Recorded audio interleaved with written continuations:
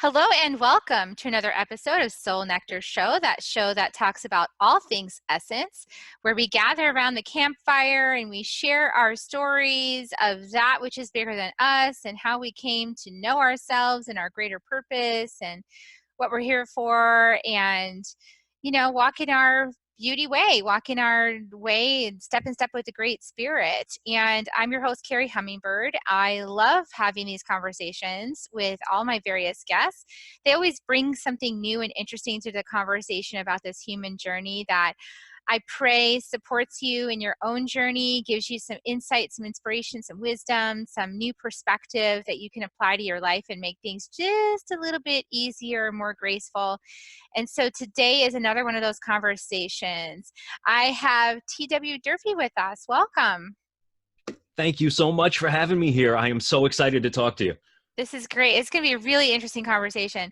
So TW is an online health and fitness coach specializing in extreme fat loss. With a background in martial arts and clinical massage therapy, T creates custom fitness and nutrition programs specific to each individual client's needs. And the slogan that he walks around in life with is transform your mind, transform your body, and transform your life. And I'm Carrie Hummingbird. I'm all about transformation. So, T, tell us because you're a very fit guy. I mean, good as looking at you on the camera. And I've seen some of your body shots on social media. You're a very fit guy. So how did you come into this specific, how did you realize that you're going to take all your martial arts training and everything and funnel it into this goal of helping people overcome extreme fat loss? Well, I want to say that, for a while, because of course it's been over 20 years since I started my martial arts journey. And I have always, I hate using the word dabbled, but I'm going to say dabbled because that's really all it was, because I had the mindset, like so many people do, of, oh, I can eat whatever I want. I go to the gym. And then I'm looking in the mirror going, how come I can't see my abs? I didn't get that memo, And it really came down to a point in my life where it was after going through a really traumatic breakup. Somebody who, the only person in my life right now that I actually was going to marry. And it put me down such a downward spiral that it brought me to bad alcoholism. Alcohol didn't do anything after a little while, so I had to start incorporating things that would make me feel good during the day. Grab a Xanax. God, if I could get my hands on a Percocet, oh, this is going to be a good day. And just really found myself at the bottom. And I know it sounds kind of cliche to a lot of people, but one day I was looking in the mirror and said to myself, what are you doing? There is no one on this planet that is worthy of stealing your life from you. And that's what you're doing. You're self-destructing. And that next day, I went cold turkey on everything. I looked into, okay, what should I really be doing health and fitness wise? Because I think I'm wasting my time. If I don't understand, why am I going to the gym if I'm not looking any different? Because if this stuff isn't going to work, there's a lot of other stuff I could be doing. There's some shows I'd love to binge watch on Netflix. I don't know why I'm wasting all this time if I'm not doing things correctly. And that's why we could talk about in a little bit why I stress you really want to know why you want to go through your transformation. Because if that why isn't correct, if that why isn't pure, you're really not starting out from a good headspace. And once I was able to see how much I could change in such a short period of time, and seeing the people that would gravitate towards me and the friends that I would make and people telling me, you were such an inspiration. I saw what you went through. I knew what you were going through. I can't believe what you did to yourself. And over and over and over again. And I just said, you know what? How many people were able to relate to what I went through, but don't have the slightest clue in how to get out of where they are? And that's when it really clicked to me and says, you know what? I went through this for a reason. Again, not to be cliche, but I know how they say, well, people come into your life for a reason, a season, or a lifetime. What was the reason? Well, I think I had to go through that to really show myself this is what you need to be doing, because you brought yourself from the bottom and went through a pain that I wouldn't wish on my worst enemy. And you brought yourself through it. How incredibly grateful would you be to yourself if you were able to help just one person come out of that themselves? And that's how everything spawned. That's when I went and I got the certification to be the personal trainer, not just hey, I think you should do this, hey, you should do that. Studying the nutrition, studying the mindset of, if we don't fix this, you're not going to fix anything down here. And that was basically, it was a catalyst for everything. And I didn't look back. I love that. Yeah, it's that our personal journey can be such an asset to others. I feel like that's when you hit the gold. It's beautiful when you do it for yourself, and first claiming it for yourself, that that journey of darkness to light. But then to be able to share it and inspire other people who you see are maybe a little bit where you were along the path. And I think that I know that in my journey, like when I remember moments of being in my stuck place and in my darkness and in my self-loathing and all the things. And I remember meeting people along the way that had like really clean energy. Like they just were really clean feeling and light and happy and all, and I remember noticing like they have something that I want and I don't know how to get there. But they weren't like a personal coach or anything, and I'm not even sure that I would have been open to it at the time. But I just noticed that that's what I really want for myself, and they have it. So even just that, I think, is inspirational in the moment to come Right. across somebody who's really living their truth. Right. And you said something that really resonates with me in terms of you're not even sure you would have been ready for that. And that is such a huge deal, because I have so many people that come up to me now and say, I am so worried about my husband, my fiance, my cousin, so on and so forth. They are pre-diabetic. The doctor said that they are, their blood pressure is going to give them a heart attack any day now. They still will not listen. And the only thing I can do is be there to listen, because until you are able to take that step, the only thing I can do is help you help yourself. But you can never make someone or force someone to be ready to accept the change that they really need to make. I really had to learn that lesson the hard way. I'll tell you, I have somebody in my family that I, care about, obviously, really care about this person. But this person is like committed to like soda and dessert and not working out and overeating, and like is very, very overweight, and saw me on my journey, and also experiences anxiety. So like is on like medication for anxiety. And this was around the time when I was running the Skills Not Pills movement, which is, it's still going. It's not my total focus right now, because I realized that a lot of people feel shamed by that, just even the slogan. And it's like, so I had, mostly because of my family, I realized it. But I wanted to share that you could heal everything. Like my whole intention behind it was like, you don't have to be on these pills. Like you can heal. And, if you're experiencing anxiety because your body is freaking out, that it's overweight and you're feeding it soda instead of water. And it's like, afraid of dying. Like anxiety is caused by real things in your body. Like it has genuine fear, and you're not seeing that you're doing that to your body. You're not considering its needs. So he didn't like any of that. And he was like, the more I talked about it, just the more he would actually look at me and say, see this big fat dessert I'm eating? Yeah. And I'm going to have it with soda. And he kind of like taught me that way.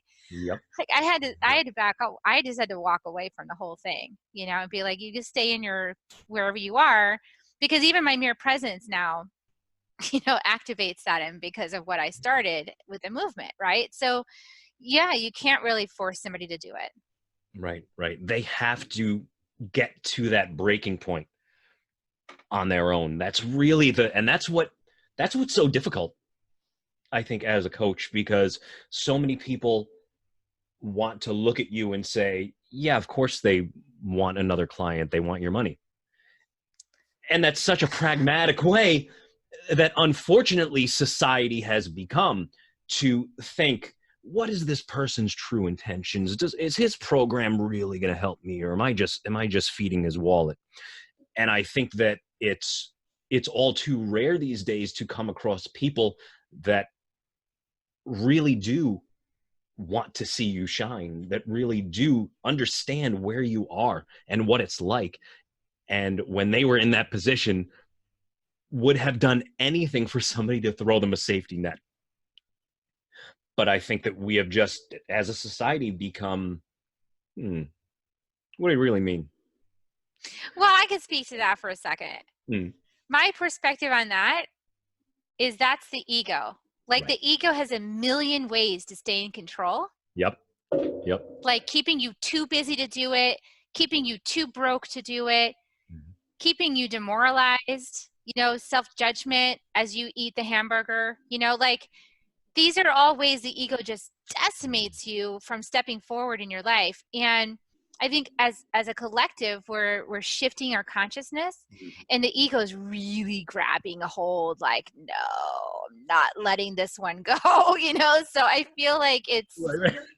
it's even harder, now to break free, Yeah. so I have compassion for people that are trying to wake up right now to their higher purpose and to their best intention for themselves, because I feel like collectively, like the egoic selves are like clamping it down, and creating all these obstacles to health and wellness. Right. Right. And I think another aspect to that are the people who get it in their head that it's too late. I'm too far gone. Yeah, I'm just going to go down with the Titanic. Right. Right. And I might and as well party and have fun on the way down. right. Right. There's a band played on, didn't they? Right. The band played until they got swiped away. But it's such it's so difficult for me to hear those things, because if I thought the same way, I don't want to know where I would be right now, or would I be here right now. So all those little things hit pain points in me. But again, you can't do anything unless they are ready to help themselves.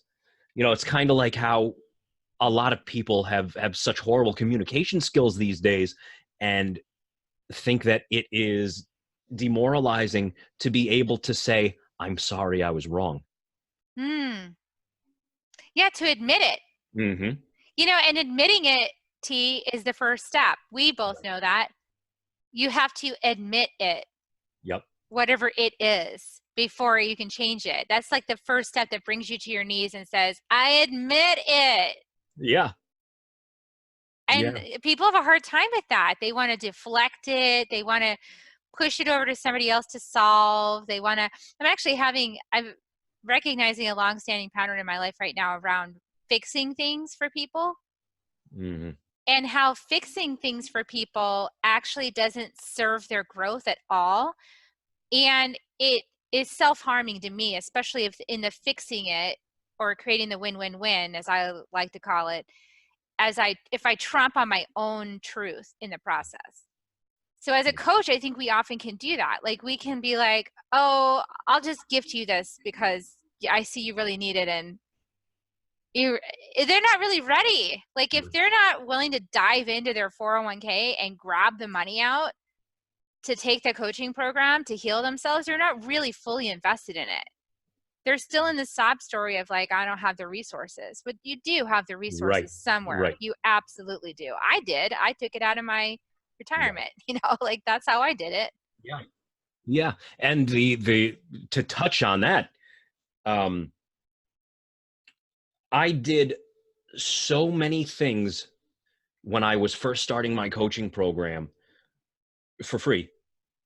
for the people who say, I can't really afford, oh, I could so use your services. I could so use your program. I can't afford it. So I said, you know what? When I really wanted to get going, I said, I'll tell you what, I will coach you for free, just like I'm coaching my paying clients. All I ask is that you promise me a before and after picture and a testimonial. And did they do it? Not a single one of them. See, because they're not invested. They don't When really you want it. pay, when you pay, You you play. pay attention. Yeah. When you pay, you actually are ready to play. Yeah. And it's just like you said, it's people have the resources if they want it. When I was first starting my business, I hired a coach for business because I knew that either number one, it would take me ages to learn this stuff on my own, if I ever did learn this stuff on my own, and I need this in order to get my services out there. And I really cannot tell you how I came up with the money for his program, It just happened but I because did. you wanted it and you said yes to it, and your higher guidance made it happen. Right. Right. I There, had no, and I will admit this publicly. I had a little over $1,000 left to my name. And I said, please, can I give you $1,000 deposit? And I promise I will get you the rest of the money. And I had no and I'm gonna problem. eat, noodles from, Yeah. like, And somebody like me who I have to stay on top of my nutrition or else I'm right. not going to look like that walking business card and I'm going to lose all credibility, right? But I just knew I desperately need this because I can't be in this same personal situation next year. So I'm going to do whatever I possibly can to hire this coach, hire this mentor, because I know that no matter what, come hell or high water, I need what you're offering. And I actually did that twice with two coaches, and I mysteriously came up with the funds. So, okay, I don't think that you and I are just random little dots that happen to be able to do this magical thing of investing in ourselves and moving our needle to the next place. Like, I think anybody can do this. I Right. honestly believe that. I don't believe the story that some Right. people are gifted with willpower and others aren't. I think that's Right. just a little ego ploy to get you stuck where you are. Right. But I do think that you and I share something in common, which is it's like this willingness to invest in yourself. So that decision right there, talk about that decision. Like, you talked about the why. Right. I think this is linked to the why. It's like, Right. talk about that. Like, what is that Well, decision? it's the thing is, what you have to realize, and the thing that I went through in my head is, you could keep doing what you're doing, but you're going to get the same result. Like Einstein's definition of insanity, people do things over and over again and expect a different result from doing the same exact thing. And I knew that what got me here was not going to get me there. And when I saw what this coach offered and I saw his success stories and I saw how he could systematically help me take my talents and my coaching and help thousands of people, it was a no-brainer. The universe is not against you, and that's what I think a lot of people have to understand. It's, oh well, I just have bad luck. I don't know why it works for everybody else, but it doesn't work for me. Oh, positive thinking, F that. I've tried positive thinking. It doesn't. I just have horrible luck. That's just my life. And you wonder why things aren't working for you. It's not that the universe is working against you. It's responding to what you are putting out. So I had to really look into myself and not only think that it was possible, but truly believe that it was possible. And if you don't take that leap of faith and allow yourself to grow wings on the way down, I love that. and you're really, first of all, are you really living? Right? Are you really friggin' living? Okay, so here's the thing, T. Yeah. My main thing was, I don't settle. Right. Nobody ever knows what goes on behind closed doors. Mm-hmm. Nobody ever knows that. And nobody ever knows what goes on inside of you, right? Like, so as we're saying all this, I just want to acknowledge that nobody knows what goes on behind closed doors and what goes on behind your closed doors in your eyes and in your being. Right. I experienced that. And I experienced a 20-year relationship that was really like all my childhood patterns, right? Like I fell for it hook, line, and sinker. I was like, oh man, this is it. Mm. There's a lightning across the room. Like, this is totally it. I'm in. And then I spent 2 decades trying to like go to psychotherapy and fix me to fit that and make Right. it work, because I signed up for it and I'm a commitment person. Like, I believe in my commitments. And man, I couldn't. Yeah. So I walked away because I was like, I'm not settling for this, which I know, I just know inside me that this isn't the best I could be. This isn't the best I could show up in a relationship, for sure. And this isn't the best I could expect to receive either. Like, I feel like there's a depth that's lacking. Like, there's, and a level of integrity for sure in myself at that point that was lacking. So I called it quits. I said, no more of this. This is not good for either one of us. It was like there was a bad addiction and I had to break it off. I was like, Right. I'm Right. not Right. going to go with the addiction anymore. And it broke his heart. But in the long run, I feel like it was so much better for both of us to be free of each other and to grow and find partners that were more compatible with who we really are. Right. But that took courage and conviction in myself, T. And I Mhm. feel like, right, like it's that like you said, grow wings on the way down. Right. I had no idea that anybody would ever find me adorable again. Like I Right. didn't, that anybody would put up with me. I had no idea that anybody would even like, I definitely didn't have any idea that anybody would say, put up with you. You're great. Right. Like my Right. husband now. My husband now is like, put up with you. I think you're awesome. I like grateful to be here. Like I never even knew that was possible. So I think a lot of people get stuck in these ideas that that this is as good as it gets. Right. And either that or what you said before, like it's too hard to turn the Titanic around. Right. Right? And that's just not true. Talk about that. Why is that not true, T? Like, why is it a false belief? Well, it really comes down to just belief patterns that we have.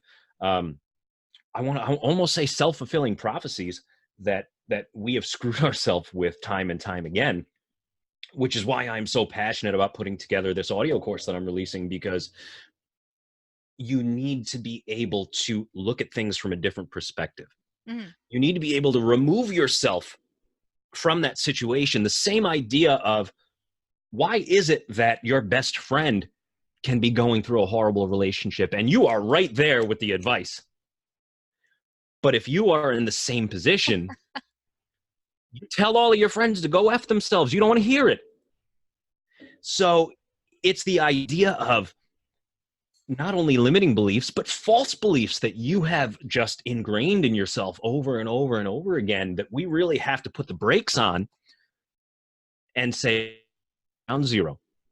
And fortunately or unfortunately, I think that breakups are such a great example of this, because there's a couple things that I've noticed, especially in my own personal relationships, not only that horrible one 9 years ago that put me on this incredible path, but just my last girlfriend, who tore my soul out, to really be honest with you, that it bothers me, that it still bothers me, but I'm able to pull myself back and look at things from that different perspective. And thankfully, these techniques that my mentor, my teacher, has taught me, which I'm putting together in this program, to realize certain things.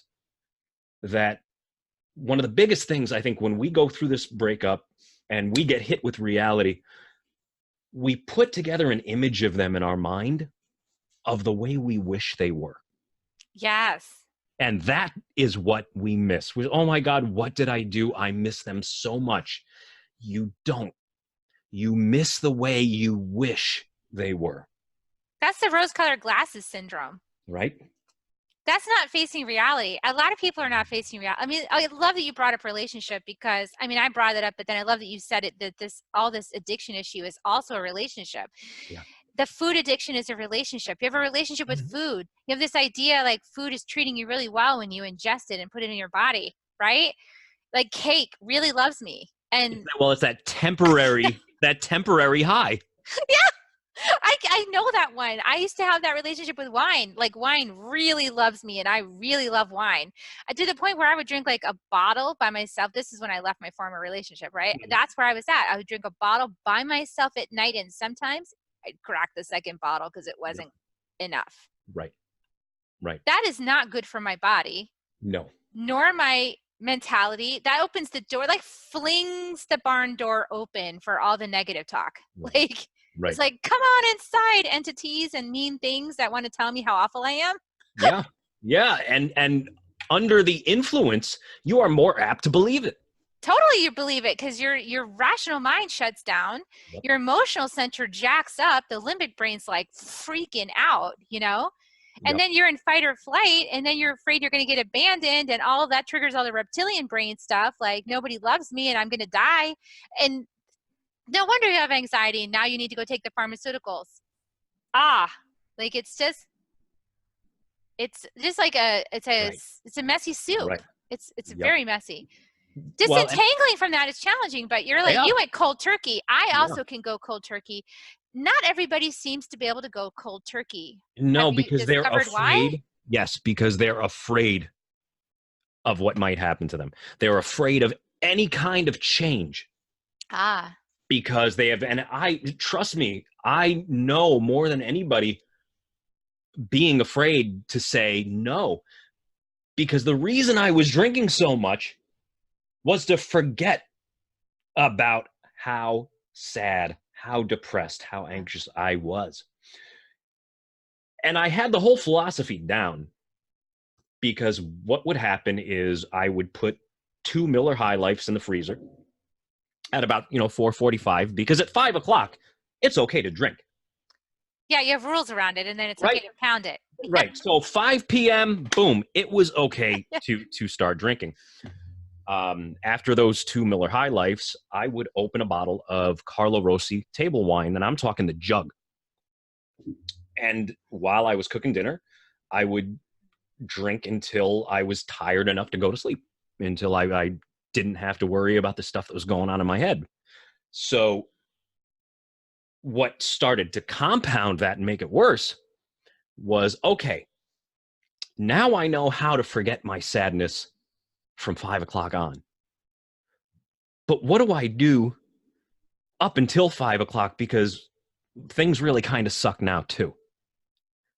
And that is when I started raiding the medicine cabinet trying to get a Xanax. Ooh, this helps. Or a Klonopin, or like I said, God forbid, I found a Percocet. Oh, it's going to be a good day. And I think that you give yourself, or at least I gave myself, a very false sense of security. Because as long as I had these things systematically throughout the day, I could deal with life, and I didn't even have to think of the sadness I was going through.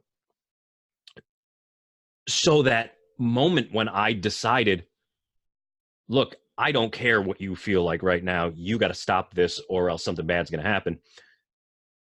The first thing that comes to mind is you are scared to death of how am I going to make it through the day without this system of numbing that I've become so used to.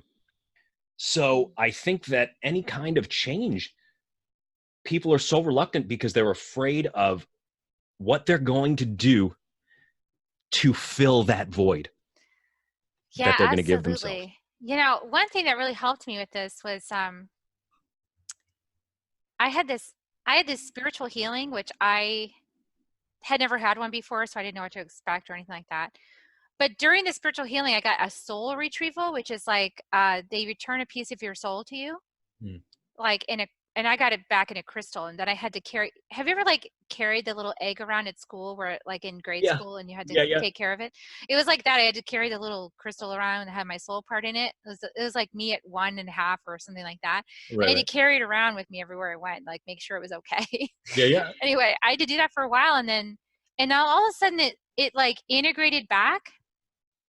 spontaneously, which was a really trippy thing Mm. to experience if you've never experienced something like that. I was like, wow, now I have my 1.5-year-old inside of me, like fully back integrated.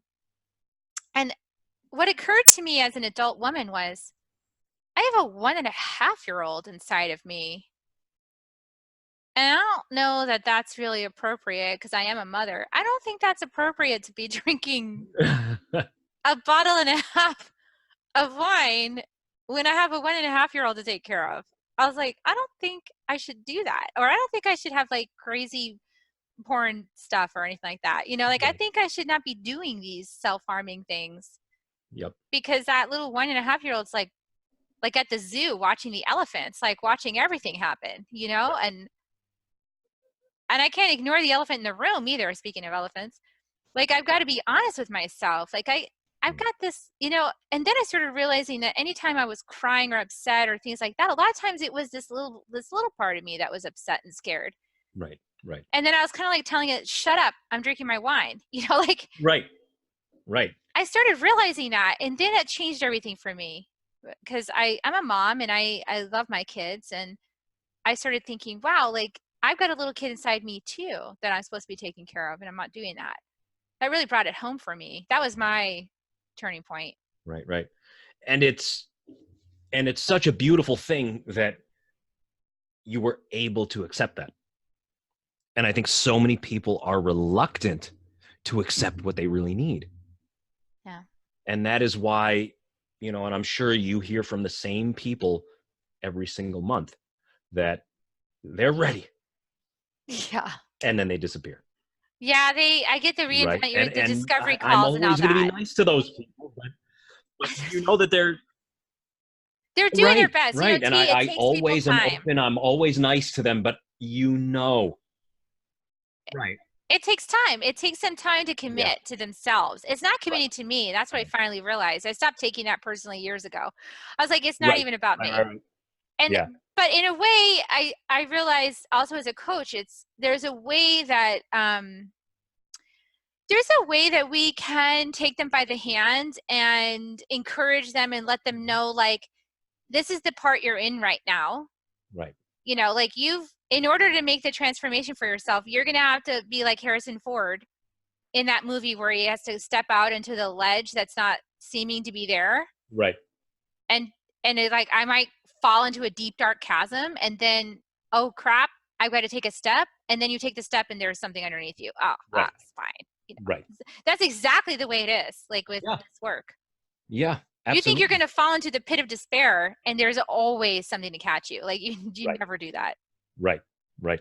And that's the one thing that I love seeing is when people do take that step and have that realization. Like, oh my God, this is more fun than I thought. Or, Right. wow, I can totally change this right now. Like, I thought Right. this was going to take, 50 years to turn the Titanic around. Yeah. Yeah. And that's why I have a new client that I am so proud of this guy. In the first week, he was down about 9 pounds, and he actually sent me, because the one thing about when you work with me is you have me on the hook 24/7. You have 24-hour consultation. God forbid you need it. I do And that too. Yeah.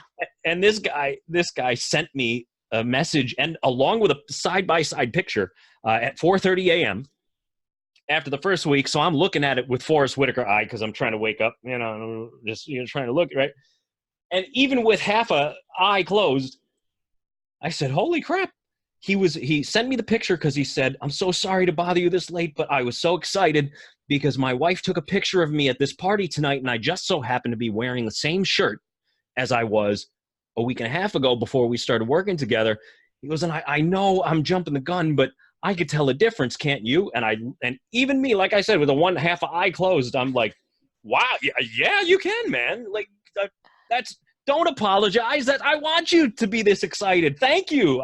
Unfortunately, I'm not going to be very intelligible at this hour, but you absolutely can talk to me anytime you are so excited. Yes, share your joy. That's the one thing that keeps me going is when they're so excited because they decided to take that step. And then they see that, it doesn't take the 2 years. It doesn't No. take the, all it takes is that first step and trusting who you are investing in to guide you the rest of the way. So let me ask you, Yeah. because I think I know the answer. Once you go through your own journey of reclaiming your life and Right. and really making the life of your dreams that you like, then I don't know, I found in myself the new addiction is seeing other people do it. Yeah. Yeah. It's like the new addiction. Like I Mhm. just love to see people go through it. I'm just like, wow, that's so awesome. Yeah. Like they just Yeah. claimed that for themselves. Oh my God. Like And it's horrible. It's and I mean well, but what's so horrible is when I see acquaintances, like there's this one person that I've known for a couple of years, and he goes to the gym every single day, and he kills it at the gym, seemingly, right? But he's not looking any different to me. And in my head, I'm just like, what the hell are you doing, man? Like, what are you doing or not doing? Because 2 years, you should be looking like me right now. You weren't that far gone that in 2 years, I'm getting people to lose 30, 40, 50 pounds in 3 months.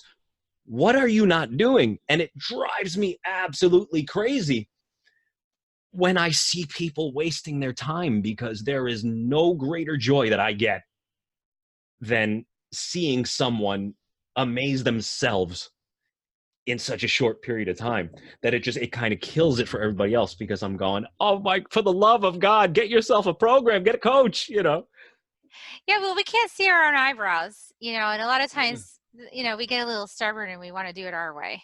Right, right. But But that think comes about it. back to the Everybody on this earth, it doesn't even have to be a fitness journey. Even the guys who want to go find Bigfoot in the Himalayas, they hire a Sherpa to guide them up Everest, right? totally. And Yeah, what would have happened if they didn't? They would have been on the 11 o'clock news. Oh, 4 men lost on Everest. They find them 3 days later, 2 toes missing off of each foot. We thought we could do it ourselves. well, you think that you can navigate the enemy that lives at home, your brain, but Yeah. that is the most dangerous place to go alone. Yeah. I'm very convinced of that. Your mind is a terrible place to be alone with yourself. Yep. Yep. And that's why You I can am shine a like light for other people to see. I keep on bringing it back to this, because I am so excited to put the people through the beta tester program Yeah, of when's that of going to my start up? course. Pretty soon, right? They're such incredible. Yeah, yeah. I'm talking about it this week. I'm gonna try to start the beta testers next week. But there are such incredible guided visualizations that I was taught that I can't wait to see people go through, and find out so much about themselves and what goes on the inside. We touched on that a little earlier about how so many people don't really know what's going on inside them. And you know as well as I do, when you know how to focus inside yourself, and you know how to play with energy, and you know how to look down inside yourself and see things that are off, and see things that need work, instead of a doctor putting a stethoscope somewhere. Or that's what we're used to, like especially in the West, we're used to a doctor saying, oh, you need to drink more water, your kidney levels are a little off, or your blood pressure is a little high, we should give you this medication. So we're not used to being able to look into ourselves and just feel that something's not right and something needs to be worked on. And I think that scares people a little bit at first, because we're not used to the wonderful things our mind and body are really capable of, that we are just not taught. Or if Yeah, we are taught, people talk of it as it's mysticism, it's kind of mumbo jumbo, it's witchcraft. it's woo woo. Right. Yeah, I'm So holding down the anchor, the fort on woo woo. It's all right. yeah, I'm I okay with just it. well, but the thing is, it's if people want scientific backing, we could give it to them. Yeah, totally. Science backs it. Right. But people are so, and again, it's just bringing it back to, people are so set in their ways that, God forbid, someone tells them something that they've never heard of before. Then that can't be true. Unless Well, they read it on the internet. Then it's unless got to be true, right? this is where I really love focusing on curiosity as a concept Yeah. and running experiments, Hmm. because curiosity is your best friend for transformation work. Letting go of what you think you know and being curious and running an experiment to see what happens, that's amazing. And it can really help yourself get yourself off the couch, like you can actually take a step forward. So that's because I think a lot of people feel judged, T, and I think they judge themselves really harshly. And that's why they don't want to take that first step, because they think they're going to plunge into a chasm of like, I'm not good enough. But what happens, this journey doesn't have to be Right. about that. Right. Psychotherapy for 20 years definitely felt like that.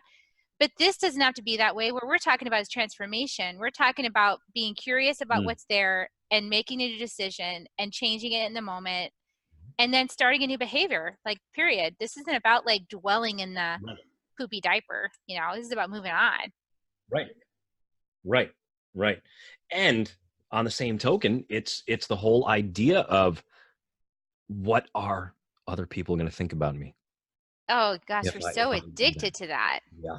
And I think that the age of social media just makes it worse, because now it's not only that you fear being judged by your family and friends, now you're worried about being judged by your 5,000 Facebook friends. Yeah, and I also know that you stopped sharing some photos about your own physique because you didn't want people to go into self-judgment or think that somehow this wasn't for them too, Right. Right. by comparing themselves to you. Right. Exactly. And so many people will look and say, well, I can never achieve that. So I stopped showing myself in that way, because I didn't want to give someone a effigy, so to speak, or an avatar of, this is what the fit male physique should look like, and if you don't look anything close to this, then you are not on the right track. And that's really the worst way you can look at something, um, because the bottom line is, I want to make you healthier, right? You're gonna look better as a wonderful side effect. Don't get me wrong, you are going to look better. But the point is to give you another 10, 20 years with your family, your loved ones, your kids, grandchildren, right? Which is why I stress the importance of knowing why. Yeah, we're talking about why. Yeah. Yeah, because there are two types of people. One person, you got the wrong coach. If you're this type of person, I will do everything I possibly can to help you. And the difference is, say person A. Okay, so I mean, I'm happy to help, but tell me a little bit about why you want to go through this transformation. Oh well, T, I just think that if I was able to get ripped and you were able to get me abs by the summer, I would be able to have sex with anything that walked, anything I wanted to. All the women that ignored me, they would just flock to me. If only I looked like you. Right? Yeah, I don't think that you and I are Not compatible. compatible. I think you should get an ebook by one of the bodybuilders and go, right. Person B. Well, see, I just got back from my physical and I'm scared. The doctor said I'm pre-diabetic. The doctor said I am one Johnny Rockets away from a heart attack. I have seen the amazing things you help people do. I need your help. Yes. Yeah, because your Yes. why is you want to live, not you want to go satisfy one of your base reptilian brain desires. Right. And I hate to break it to anybody who's listening to this, but women that I am attracted to ignore me more now that I am in this shape, as opposed to when I had 30 more pounds of body fat and long hair for being a musician. So everybody always thinks the grass is always greener. Oh, if only I looked like that person. If only, oh, this person is so much more attractive than I perceive myself to be. If only. But it's not always as it seems. It's not true, T. I got to say, Yep. on my end as a woman, there's a couple other young podcasting women that I've been interviewed on their show. I won't say who it is, but they're beautiful. Like, they're models and they're gorgeous and they're really beautiful. And I was a little bit like, they're younger than me, they're more beautiful, and I had this moment of like, oh, would it be so great to be like them? And then people would really listen to me. And then I got interviewed by them, and I looked on the feed and I noticed, like, wow, they have all these comments. And I started going down and looking at the comments and seeing the quality of the comments. Yeah. And I was like, oh, Yep. God bless these women. Like, God bless these beautiful women To put up with the who things put up with all that yep, crap this vile and stuff that people still say to come them. out teaching Yep. people about spirituality and integrity and all these things. I'm like, God bless you for doing that, because I wouldn't have the patience for that. I'd be like so fed up. I'm Yeah. too fiery for that shit. Okay, like I'm not compatible. That's why God made me the way made me, made them the way made them. Yep. They get out a message, I get out a message. And on the same token, what makes us all unique is what's going to draw the right clients to us. Because I truly Exactly. believe people don't buy coaching; they buy coaches. And they Because want you. right, because there are Yeah. so many people who are qualified to help the person get from point A to point B, just like you and I. But the reason why people are going to choose us over them is because our message, our energy, everything resonates with them. So they want to learn from you. I don't care. Yeah, there are plenty of other people that can do it. I don't care. I love your vibe. I love your energy. You do with people, how you work. That's why I want to work with you. Yeah, they just want to be they just want to be close to you.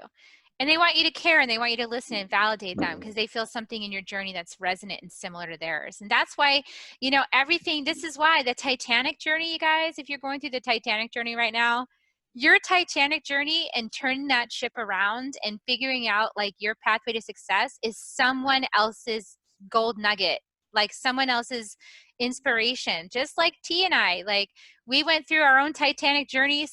We turned it around. We jumped off the cliff. We grew our wings in flight, and we didn't know what the hell was going to happen. We found out, and now we like to take other people on this journey. And like your Titanic journey is the same as ours. Like you're just going to find a really cool ending. So I don't know. Don't give up on it. I mean, And it's so true, because even in my situation, trust me, I jumped off the Titanic and I landed on the Andrea Doria. So it wasn't like I went, I didn't go from one Titanic to a perfect situation. No, I jumped and I had to figure, okay, that I didn't mean to do this. I got to let's go to a different direction too. Finally, I got the lifeboat. well, So it looks a little bit like that for a while. Hop, hop, ooh, hop, well, hop. it's true, because I don't want people listening to this to get discouraged if they have tried before and they in their mind think they failed.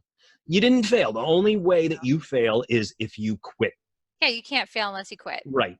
You may have been on the wrong path and needed to adjust your journey. Just like I said, I jumped from the Titanic and landed on the Andrea Doria. So, I searched a little bit for my lifeboat too. So people need to realize that as long as you keep moving forward and you keep trying to attain what's missing, you are doing incredible. And you are doing more than 99.9% of people that are in your situation will ever do.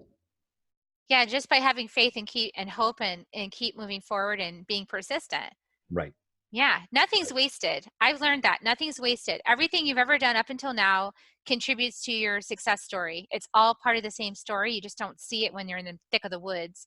But later on, you can reflect on it and go, wow, I needed all that to get where I am. So nothing's out of place. Yeah, you could either use it to fuel your transformation or to keep you wallowing in your misery. So it truly is just up to you to make that conscious decision. Are you going to let it catapult you into a life that you previously didn't even think was possible? Or are you going to use it as an excuse to keep you in the horrible situation that you were in? So it really, it's all about your perception, your beliefs, your desire. That is, if you truly want it, there is nothing on this earth that is going to be able to stop you from achieving it. Very true. Very true.